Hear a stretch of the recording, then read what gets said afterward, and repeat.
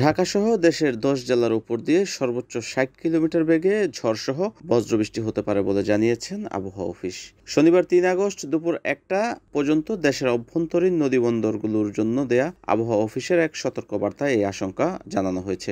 আবহাওয়া অফিস সূত্রে আরও জানা যায়, টাঙ্গাইল, ময়মনসিংহ, সিলেট, ঢাকা, ফরিদপুর, ময়মনসিংহ, নোয়াখালী, পটুয়াখালী, কুমিল্লা, চট্টগ্রাম এবং কক্সবাজার জেলার উপর দিয়ে দক্ষিণ অথবা দক্ষিণ পূর্ব দিক থেকে ঘন্টায় ৪৫ থেকে ৬০ কিলোমিটার বেগে অস্থায়ীভাবে দমকা অথবা ঝড়ো হাওয়া বয়ে যেতে পারে। সেই সঙ্গে বৃষ্টি অথবা বজ্রবৃষ্টি হতে পারে। তাই এসব এলাকার নদীবন্দরগুলোকে ১ নম্বর সতর্ক সংকেত দেখাতে বলা হয়েছে। এদিকে আবহাওয়ার অপর এক বিজ্ঞপ্তিতে বলা হয়েছে, মৌসুমী বায়ু বাংলাদেশের উপর সক্রিয় এবং উত্তর বঙ্গোপসাগরের প্রবল অবস্থায় রয়েছে।